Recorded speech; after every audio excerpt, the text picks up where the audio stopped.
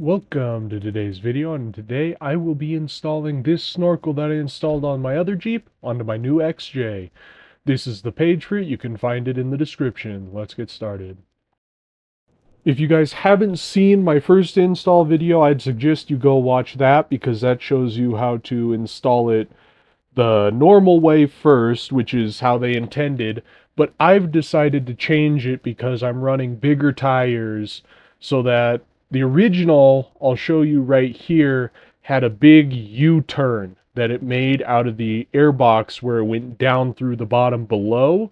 I'm using some PVC I bought from Lowe's to instead go 90 degrees out of the airbox straight into the inner fender so that I don't have any tubing hanging down where it's going to get caught by the wheels. Go to this goop everywhere. Whoops, I gotta use a different hand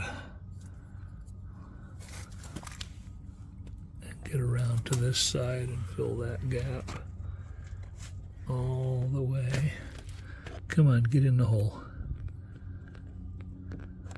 Once we did that, it was time to start cutting some holes. As you can see, we cut one in there to go to the inner fender, and then on the outside we cut a hole, but we had to use an angle grinder to finish it because we did not have a hole saw big enough.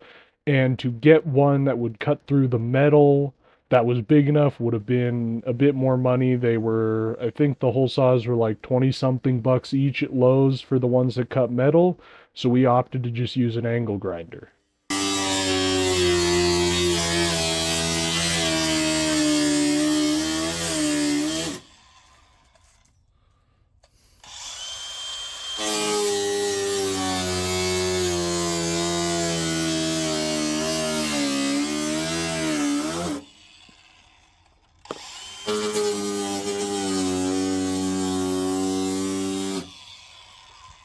Trying to cut a circle is difficult with a...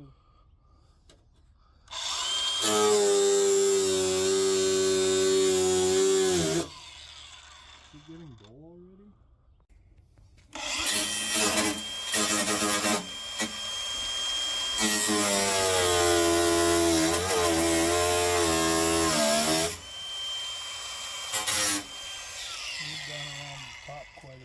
Yeah, it's still a little just thin metal left in some places.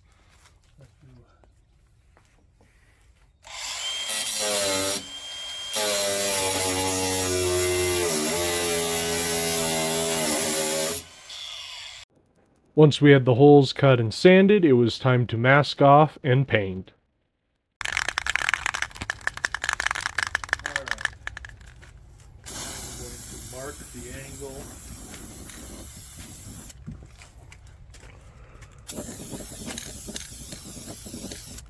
Is that primer or paint? Paint. It is gloss protective enamel.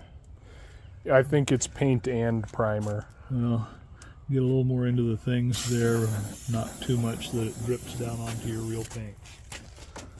Yeah. Well, it's all covered under a masking there anyway. Does your mask cover everything that... Yeah, I covered all the way down across the bottom fender. If it does drip through, it'll be right where it's bare. From there, all I had to do was finish up letting the paint dry and the JB Weld cure a little longer.